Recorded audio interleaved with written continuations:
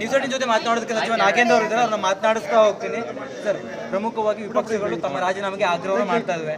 ಯಾವುದೇ ಕಾರಣಕ್ಕೂ ನಾಗೇಂದ್ರ ಅವರು ರಾಜೀನಾಮೆ ಕೊಡದ ಹೊರತು ಕಲಾಪ ಬಿಡುವುದಿಲ್ಲ ಅಂತ ಆಗ್ರಹಿಸ್ತಾ ಇದ್ದಾರೆ. ಅವರು ಕಲಾಪದಲ್ಲಿ ಚರ್ಚೆ ಮಾಡ್ತಾ ಇಲ್ಲ, ಚರ್ಚೆಗೆ ಬರ್ತಾ ಇಲ್ಲ. ಯಾಕಂದರೆ ಅವ್ರಿಗೆ ಗೊತ್ತು ಇದರಲ್ಲಿ ಒಂದು ಸುಳ್ಳನ್ನು ತೆಗೆದುಕೊಂಡು ಹೋಗ್ತಾ ಇದ್ದಾರೆ. ನಾನೇನಾದ್ರು ಚರ್ಚೆಗೆ ಬಂದುಬಿಟ್ರೆ ಅವ್ರಿಗೆ ಗೊತ್ತಿದೆ ಚರ್ಚೆ ಆದರೆ ಇದರಲ್ಲಿ ಸುಳ್ಳನ್ನು ಇಟ್ಕೊಂಡು ನಾವು ಹೋಗ್ತಾ ಇದ್ದೀವಿ ಅಂತೇಳಿ. ಅದಕ್ಕೆ ಅವರು ಸುಮ್ಮನೆ ಅಲ್ಲಿ ಏನೋ ಒಂದು ಅಜೆಂಡಾ ಇಟ್ಕೊಂಡು ಅವರು ಚರ್ಚೆಗೂ ಬರ್ತಾ ಇಲ್ಲ, ಬಾವಿಗೂ ಇಳಿತಾ ಇಲ್ಲ. ಅವರವ್ರ ಸ್ಥಾನಗಳಲ್ಲೇ ಕುಂತು ಇದನ್ನೇನೋ ಸುಮ್ಮನೆ ನಮ್ಮ ರಾಜ್ಯದ ಹಿತ ಬೇಕಾಗಿಲ್ಲ, ಅವರಿಗೆ ರಾಜಕೀಯನೇ ಬೇಕಾಗಿದೆ. ರಾಜಕೀಯದಿಂದ ಅವ್ರು ಏನು ಉದ್ದೇಶ ಇಟ್ಕೊಂಡು ಮಾಡ್ತಾ ಇದ್ರಲ್ಲ, ಆ ಉದ್ದೇಶಕ್ಕೆ ನಾವು ಯಾರೂ ಕೂಡ ಸ್ವಲ್ಪ ಹಾಕಲ್ಲ.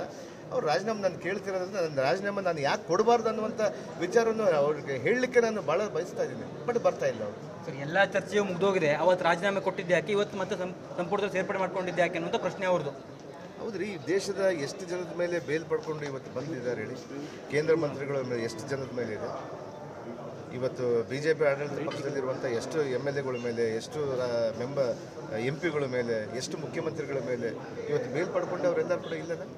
ಇವತ್ತು ಇದೇ ಪಶ್ಚಿಮ ಬಂಗಾಳದ ಮುಖ್ಯಮಂತ್ರಿ ಅವ್ರ ಮೇಲೆ 29 ಕೇಸ್ ಇದೆ, ಅವ್ರನ್ನ ಇಳಿಸ್ರಿ ಫಸ್ಟ್.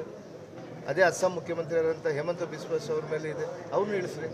ಅದಾದಮೇಲೆ ನಾಗೇಂದ್ರ ರಾಜೀನಾಮೆ ಪಡೀರಿ. ಅವ್ರ ನೈತಿಕತೆ ಹಕ್ಕೇ ಇಲ್ಲ ನನ್ನ ರಾಜೀನಾಮೆ ಕೇಳಲಿಕ್ಕೆ. ನಾನು ಈಗಾಗಲೇ ಕೂಡ ಬೇಲ್ ಪಡ್ಕೊಂಡಿದ್ದೀನಿ, ಪ್ರಕರಣ ನ್ಯಾಯಾಲಯದಲ್ಲಿ ಇದೆ. ಅದನ್ನು ಇಟ್ಕೊಂಡು ಇವ್ರು ಯಾರು ಸ್ವಾಮಿ? ನನ್ನ ಅವಾಗಲೇ ತಪ್ಪಿತಸ್ಥ ಅನ್ನೋದಕ್ಕೆ ಇವ್ರು ಯಾರು? ಇವರೇನು ಕೋರ್ಟಾ?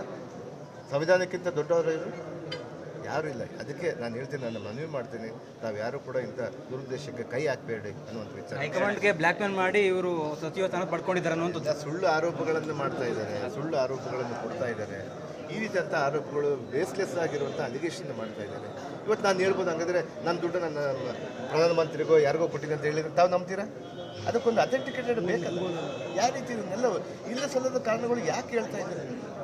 ಚಿಕ್ಕ ಮಕ್ಕಳ ಥರ ಮಾಡಬೇಡಿ. ಸದನ ಇದು, ಸದನದಲ್ಲಿ ಗೌರವಯುತವಾಗಿ ತಾವು ತಮ್ಮಿರುವಂಥ ಸಮಸ್ಯೆಗಳನ್ನು ಬೆಳಕು ಚೆಲ್ಲಬೇಕು.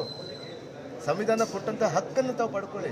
ಅದನ್ನು ಬಿಟ್ಟು ಸುಳ್ಳು ಹೇಳ್ಕೊಂಡು ಇಲ್ಲಿಸಲದ ಆರೋಪಗಳನ್ನು ಮಾಡಬೇಡಿ ಅನ್ನೋದು ನನ್ನ ಮನವಿ ಇದೆ. CBI ಪ್ರಾಸಿಕ್ಯೂಷನ್ಗೆ ಅನುಮತಿ ಕೇಳಿದೆ ಸರ್ ರಾಜ್ಯಪಾಲರಿಗೆ. ಅದೆಲ್ಲ ಪ್ರಾಸೆಸ್ ಆಗುತ್ತೆ. ಅದರಿಂದ ಏನು ನನಗೆ ಕೋರ್ಟಲ್ಲಿ ನಾನು ಹೋಗ್ತೀನಿ. ಕೋರ್ಟಲ್ಲಿ ಆಲ್ರೆಡಿ ಆಗಿದೆ, ಬೇಲ್ ಆಗಿದೆ. ಬೇಲ್ ವಿಚಾರ ಇದ್ದಾಗ ಈಗಾಗಲೇ ಕೂಡ ನಮ್ಮ ಕೊಂದಣ್ಣವರು ನಮ್ಮ ಲಾದಲ್ಲಿ ಏನಿದೆ ಅದಕ್ಕೆಲ್ಲ ಕೂಡ ಮಾತಾಡಿದ್ದಾರೆ ಅವರು. ಅದೊಂದು ಪ್ರಾಸೆಸ್. ಅವರೊಂದು ಪರ್ಮಿಷನ್ ತೊಗೋಬೇಕು, ಪರ್ಮಿಷನ್ ತೊಗೊಂಡಿದ್ದಾರೆ, ಅದು ಆಗ್ತಾರೆ ಅಷ್ಟೇ. ಆಲ್ರೆಡಿ ನಾನು ಬೇಲ್ ತೊಗೊಂಡಿದ್ದಾರೆ. ಬರಗಾಲದ ಬಗ್ಗೆ ಚರ್ಚೆ ಆಗಬೇಕಿತ್ತು, ಆದರೆ ಸದನದಲ್ಲಿ ಈ ರೀತಿಯಾಗಿ ಹೌದು,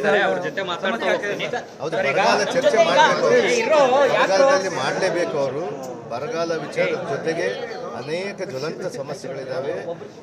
ಕಾವೇರಿಯ ನೀರಿನ ವಿಚಾರ ಇದೆ, ರೈತರ ವಿಚಾರಗಳಿದೆ, ಇನ್ನು ಯುವಕರ ವಿಚಾರ ಇದೆ, ಅನೇಕ ಜನರಿಗೆ ಉದ್ಯೋಗ ಕೊಡಬೇಕನ್ನುವಂಥ ವಿಚಾರ ಇದೆ.